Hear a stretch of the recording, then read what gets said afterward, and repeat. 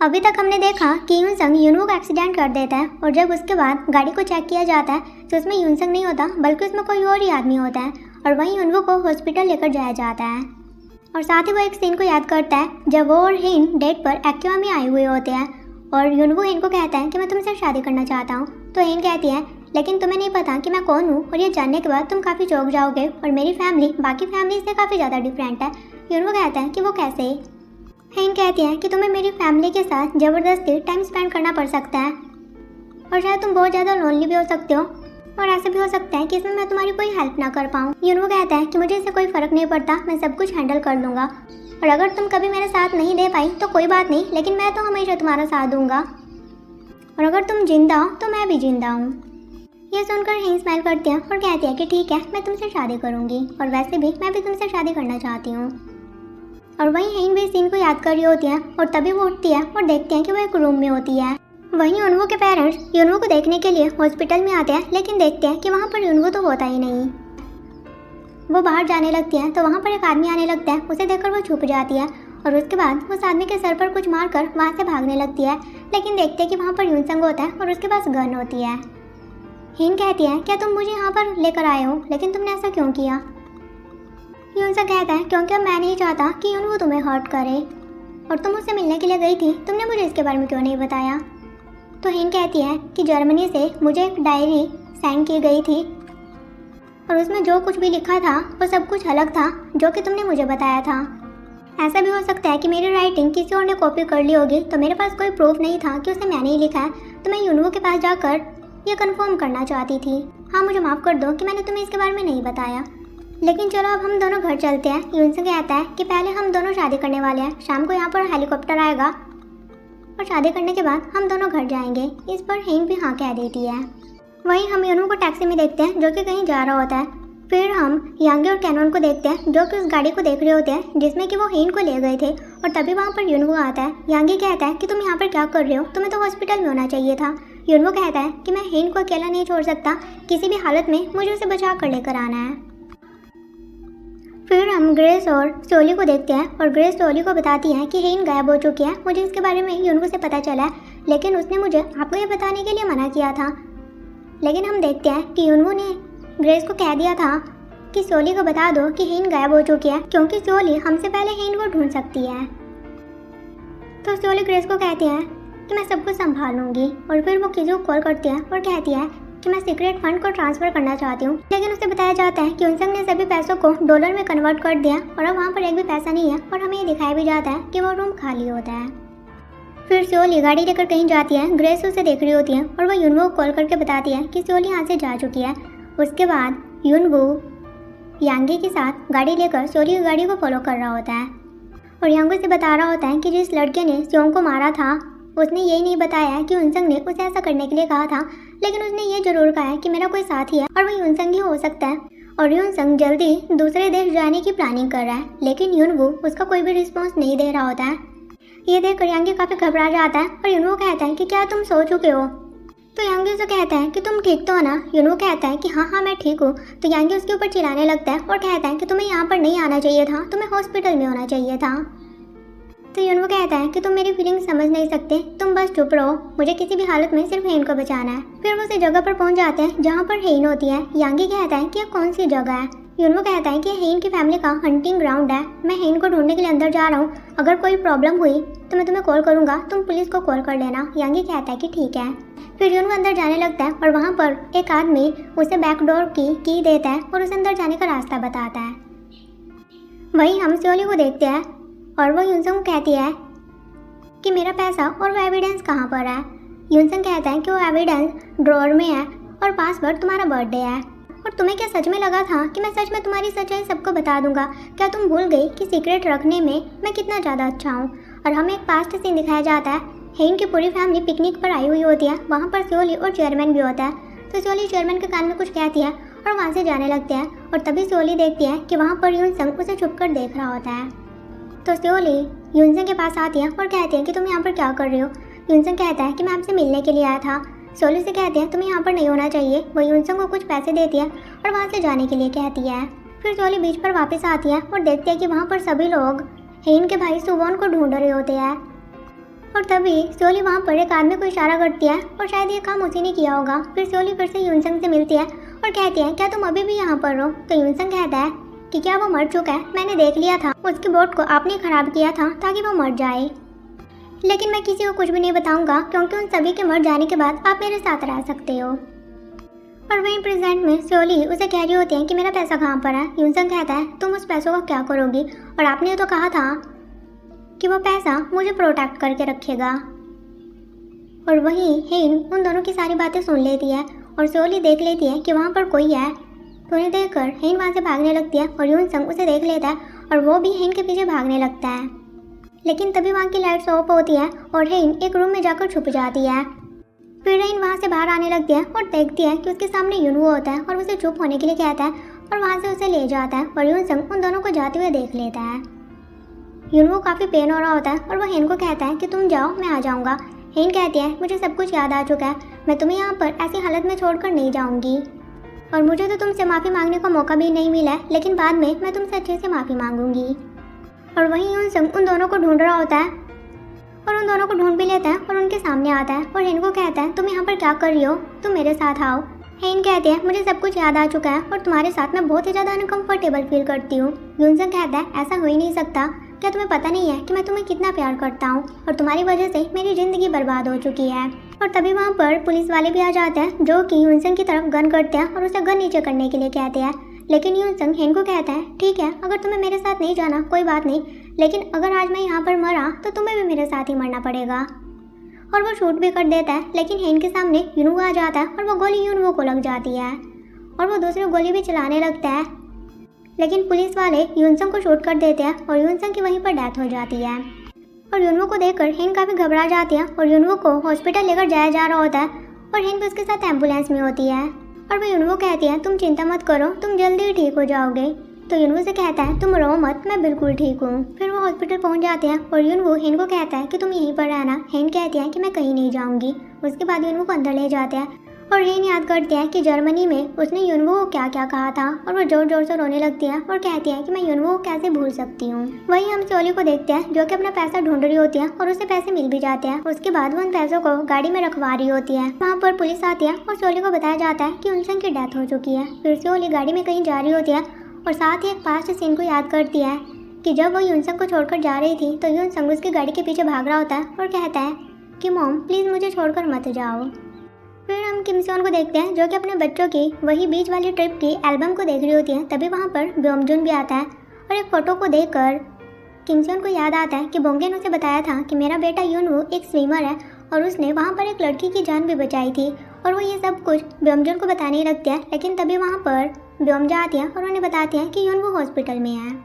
वहीं हॉस्पिटल में देखते हैं कि यूनवो के पेरेंट्स आते हैं। वो हेन को रोता हुआ देखते हैं और हेन को कहते हैं कि हम यूनवो के पेरेंट्स हैं। तो हेन उन्हें कहते हैं कि मुझे माफ़ कर दो, ये सब कुछ मेरी वजह से हुआ है, यूनवो ने मेरी गोली अपने ऊपर ले ली। तभी वहाँ पर हेन की फैमिली भी आ जाती है। लेकिन बोंगे हेन को हक करती है और कहती है कि तुम्हारी गलती नहीं है, यूनवो जल्दी ठीक हो जाएगा।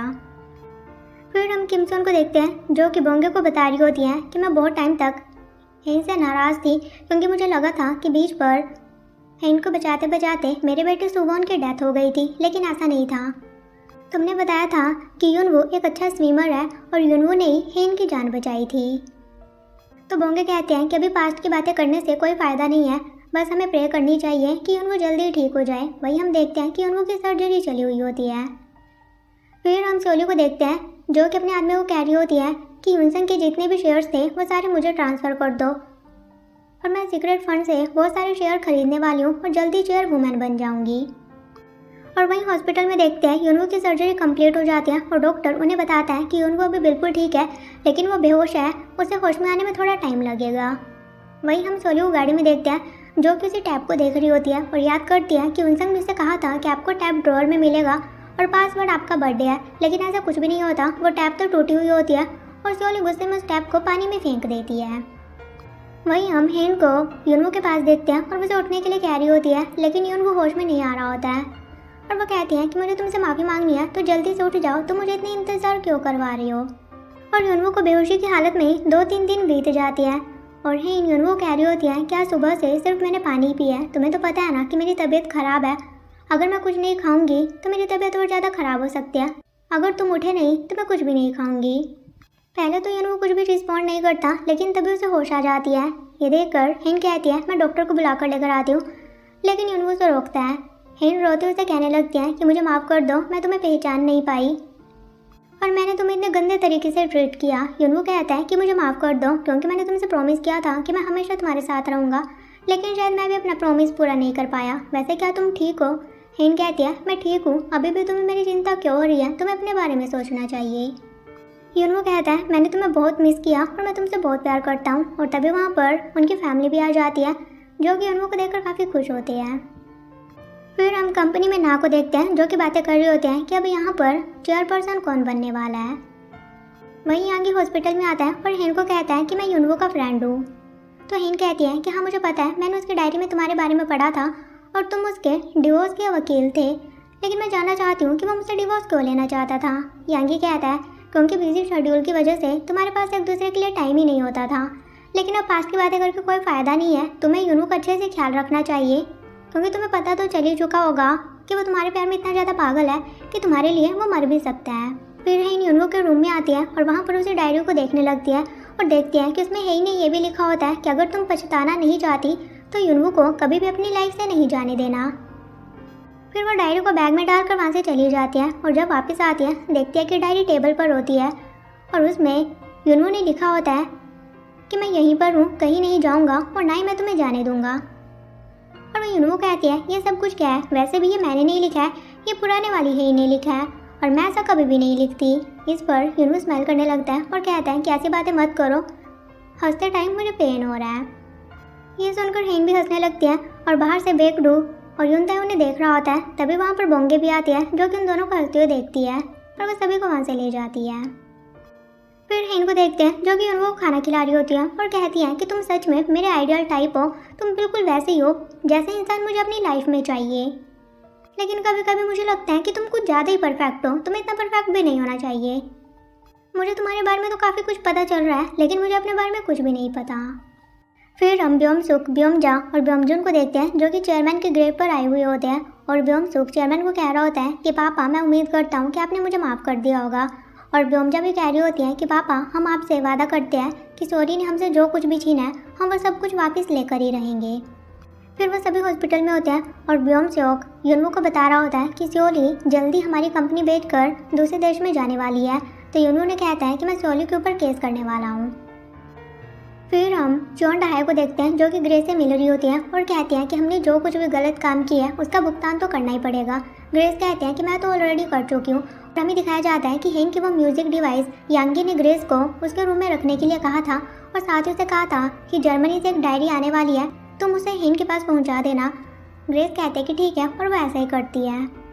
और ग्रेस ये सब कुछ डहाई को बता रही होती है। तो चोन डहाई उसे कहती है लेकिन फिर भी मुझे लगता है कि हम दोनों को जेल जाना पड़ेगा। तभी वहाँ पर सोचल आता है और कहता है कि कौन जेल जाने वाला है। फिर चोन डहाई सोचल को लेकर अनाथ आश्रम में आती है, जहाँ पर वो पहले रहा करती थी और सोचल को अपने बचपन की बातें बताने लगती है। तो सोचल कहता है कि मुझे तो कुछ भी याद नहीं है। तो डहाई उसे डोल दिखाती है और कहती है ये तो तुम्हें याद होगा ना, ये तुम्हारी है जो कि मैंने तुमसे ले ली थी और तुम ही मेरा पहला प्यार हो। और मेरे पेरेंट्स नहीं थे तो मुझे यहाँ पर किसी का भी इंतज़ार नहीं होता था, लेकिन तुमसे मिलने के बाद मैं हमेशा तुम्हारा वेट किया करती थी और अब बारी तुम्हारी है मेरा वेट करने की। सोचल कहता है तुम कहाँ जाने वाली हो। डहाई कहती है मैंने जितने भी गलत काम किए हैं उसके लिए मुझे जेल जाना पड़ेगा, लेकिन मैं प्रॉमिस करती हूँ जब मैं बाहर आऊँगी तो मैं तुम्हें एक अच्छी वाइफ बनकर दिखाऊँगी, तो तुम मेरा वेट करना। फिर हम कोर्ट में देखते हैं डहाई एज अ विटनेस वहाँ पर जजेस को बताती है कि कैसे मैंने सोली और यूनसंग ने ये सब कुछ प्लान किया था। तो वो उसे कहते हैं कि तुम्हारे पास क्या कोई एविडेंस है। तो यूनवू कहता है कि हाँ एविडेंस है और यूनसंग ने जितने भी गलत काम किए हैं, डबल कॉन्ट्रैक्ट वगैरह, इन सभी के वो एविडेंस उनके सामने पेश करता है।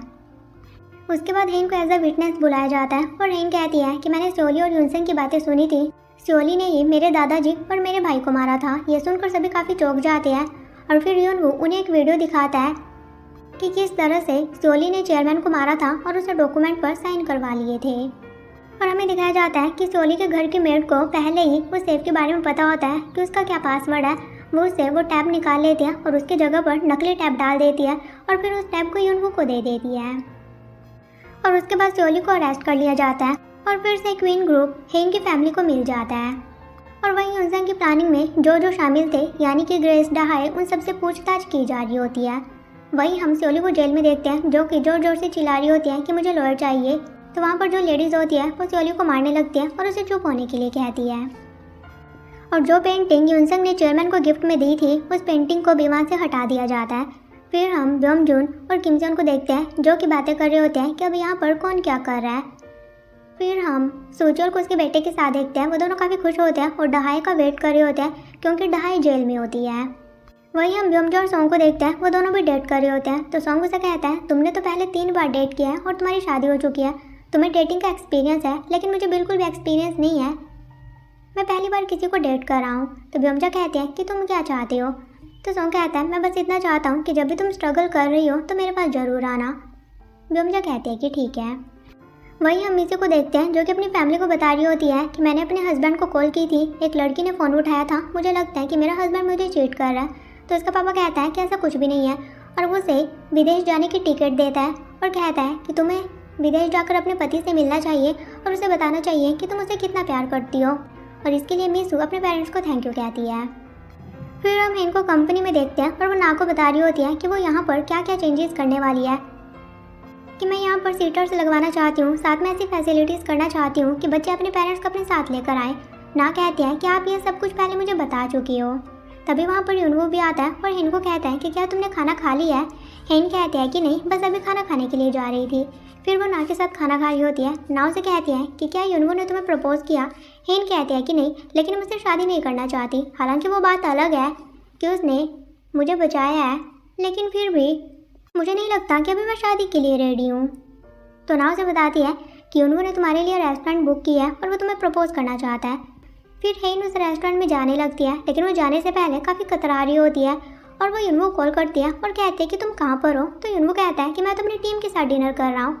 ये सुनकर हिन कॉल कट कर देती है। फिर हिन घर आकर यूनवू के रूम में आते हैं और ऊपर एक स्टार देखते हैं और उसे याद आता है कि उसने किस तरह से अपनी बेबी का सारा सामान इस रूम से बाहर निकलवा दिया था। और उसके बाद उसकी और यूनवू की बहस हो गई थी और उसके बाद से ही उन दोनों के बीच की मिसअंडरस्टैंडिंग काफ़ी ज़्यादा बढ़ गई थी। फिर हिन और यूनवू साथ में जा रहे होते हैं। हिन उसे कहती है कि कल मैंने रेस्टोरेंट में तुम्हारा वेट किया था क्योंकि मुझे पता चला था कि तुमने मेरे लिए रेस्टोरेंट बुक किया और तुम मुझे प्रपोज करने वाले हो, लेकिन अच्छा हुआ कि तुमने ऐसा नहीं किया क्योंकि मैं तुम्हें रिजेक्ट करने वाली थी। यूनवू कहता है तुम मुझे रिजेक्ट क्यों करना चाहती थी। तो हिन कहती है क्योंकि अभी तक मुझे काफ़ी डर था, हमारे रिलेशन काफ़ी अच्छे थे, लेकिन मैं ख़राब नहीं करना चाहती थी। लेकिन कल मुझे याद आया कि हम दोनों के बीच क्या क्या हुआ था और हम किस तरह से अलग हो गए थे, तो मैं ऐसा नहीं चाहती।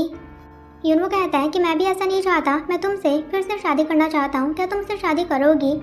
हिन कहती है तुम्हें कुछ ज़्यादा ही जल्दी हो रही है, अभी मुझे सोचने के लिए टाइम चाहिए, अभी तुम सिर्फ इतना ही कर सकते हो कि मेरा हाथ पकड़ सकते हो और मुझे हक कर सकते हो।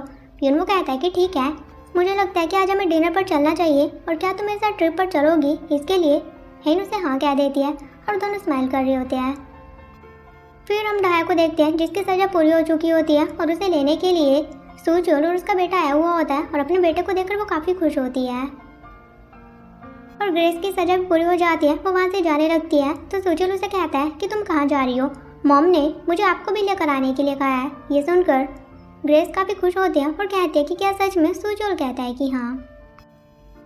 फिर हम सोंग और ब्योमजा को देखते हैं। ब्योमजा सोंग के घर पर आई हुई होती है और वो सोंग को कह रही होती है कि आखिर तुम्हें डेटिंग का और कितना एक्सपीरियंस चाहिए, जब तक तुम मुझे पहले किस करोगे तब तक तो मैं बूढ़ी हो जाऊंगी। ये बोल को वहाँ से जाने लगती है, लेकिन सोंग उसका हाथ पकड़कर उसे रोकता है और उसे चीख पर किस करता है। ये देखकर ब्योमजा काफ़ी खुश होती है। वहीं हम यूनताई को देखते हैं जिसने कि हिन की खरीदी हुई बिल्डिंग में अपना जिम ओपन कर लिया था। फिर हम ब्योमजून और किमसोन को देखते हैं जो कि ट्रिप पर आए हुए होते हैं और उनकी बातों से हमें पता चलता है कि ब्योमजून ने ब्योमसेओ को क्वीन ग्रुप का चेयरमैन बना दिया है। और तभी वहाँ पर बेगडू और बोंगे भी आते हैं और वो सभी काफ़ी खुश होते हैं। फिर हम यूनवू और हिन को देखते हैं जो कि कहीं जा रहे होते हैं और वो कह रहे होते हैं कि अब हम अपनी लाइफ का एक भी दिन बर्बाद नहीं होने देंगे, हम अपनी लाइफ को अच्छे से स्पेंड करेंगे और हमेशा एक दूसरे के साथ रहेंगे। फिर अगले सीन में हम देखते हैं कि हिन और यूनवू के साथ उनकी एक प्यारी सी बेटी होती है जिसका नाम सुबिन होता है। और सुबिन नाम इसलिए होता है क्योंकि एपिसोड 1 में चेयरमैन ने जिक्र किया था कि वो हिन की बेटी का नाम सुबिन रखना चाहते हैं। और हिन और यूनवू अपनी बेटी के साथ बहुत ही ज़्यादा खुश होते हैं। फिर अगले ही सीन में हम एक बूढ़े आदमी को देखते हैं जो कि यूनवू होता है और अब ये 2074 का सीन होता है और यून वो उसी जगह पर जा रहा होता है जहाँ पर वो हेन के साथ आया करता था। और उसके बाद वो हेन के ग्रेव पर आता है और यहाँ पर पता चलता है कि अप्रैल 2074 में हेन की डेथ हो चुकी है। फिर यून वो उसी जगह पर आता है जहाँ पर वो हेन के साथ पहले आया करता था और वहाँ पर हेन को एज ए एंजल देखता है और हेन कह रही होती है कि मैंने अपना प्रॉमिस पूरा किया है। मैंने तुमसे प्रॉमिस किया था कि अगर मैं मर जाती हूँ तो मैं तुमसे मिलने के लिए एज ए एंजल जरूर आऊँगी और अब हम दोनों हमेशा साथ में रहेंगे। और एपिसोड के लास्ट में हमें हेन की फैमिली के फोटोग्राफ्स दिखाई जाती है कि किस तरह से अभी तक उन्होंने अपनी लाइफ स्पेंड की है। और इसी हैप्पी एंडिंग के साथ क्वीन ऑफ टीयर्स के ड्रामा यहीं पर ख़त्म होता है। सो गाइज अब मिलेंगे ऐसे ही किसी न्यू के ड्रामा के साथ। Till then take care, bye bye.